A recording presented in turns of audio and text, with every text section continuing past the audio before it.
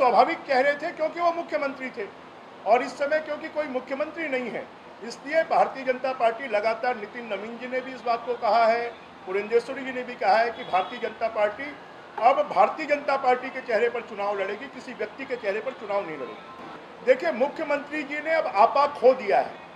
हम तो पहले दिन से कह रहे थे कि जब मुख्यमंत्री जी जाएंगे तो जनता उनका विरोध करेगी। एक वीडियो नहीं है, अभी तो उनकी हर बैठक के वीडियो आ रहे हैं जहां जनता नाराजगी व्यक्त कर रही है कि भ्रष्टाचार चरम सीमा पर है, जहां पर जनता नाराजगी व्यक्त कर रही है कि उनकी बातों को सुना नहीं जा रहा है, जहां पर जनता नाराजगी व्यक्त कर रही है कि मुख्यमंत्री से मिलने के लिए रोका जा रहा है।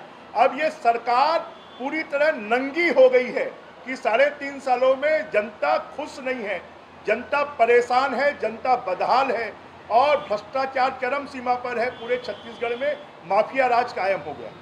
जो रायपुर से 20 किलोमीटर दूर धरना स्थल को परिवर्तित करने का आदेश जारी किया है, ये आदेश पूरी तरह तानाशाहीपूर्ण है, लोकतंत्र के विरुद्ध है और ये आपातकाल की याद दिलाता है कि सरकार के विरोध करने वाले लोगों को सरकार से दूर करना, जनता से दूर करना।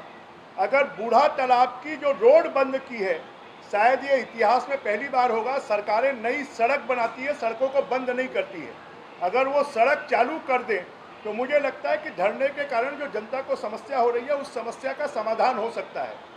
और धरना स्थल अगर परिवर्तित करना है तो शहर के ही किसी हिस्से में धरना स्थल को बनाया जाना चाहिए, जिससे कि जनता के बीच में अपनी बात को, अपने विरोध को, अपनी समस्याओं को लोग पहुंचा सकें।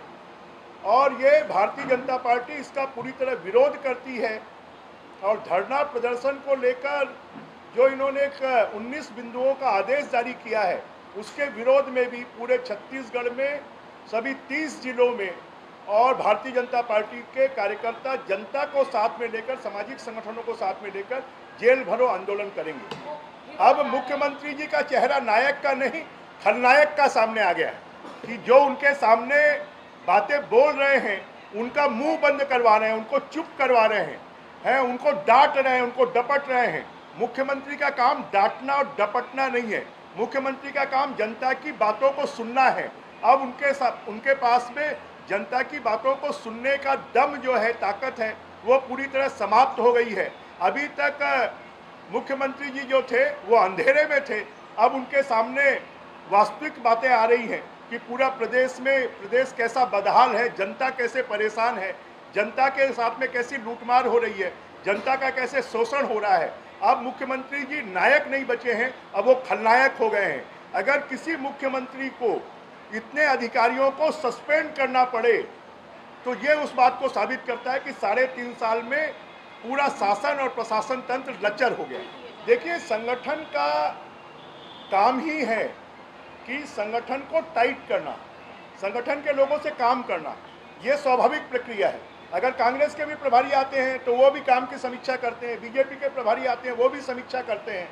तो क्योंकि अब हम इस सरकार की उल्टी गिनती शुरू हो गई है और इसलिए संगठन में कसावट लाकर, संगठन को मजबूत कर 2023 में भारतीय जनता पार्टी की सरकार बनाना और भूपेश बघेल की जो नकारा सरकार है उस सरकार को उखाड़ कर फेंकना, उसकी कमजोरियों को जनता तक पहुंचाना, इसके लिए लगातार हमारी प्रभारी पुरंदेश्वरी जी, हमारे संगठन महामंत्री शिव प्रकाश जी और सहायक प्रभारी जो है नितिन नवीन जी, ये लगातार समीक्षाएं कर जिलों का दौरा कर संभागों का दौरा कर पार्टी के संगठन को चाक चौबंद कर रहे हैं। उनकी नाराजगी जो है वो संगठन के लिए है और संगठन में कसावट लाने के लिए इस प्रकार की नाराजगी व्यक्त करना स्वाभाविक है। इस तरह की तमाम छोटी बड़ी खबरों के लिए हमारे चैनल को लाइक, शेयर और सब्सक्राइब करें।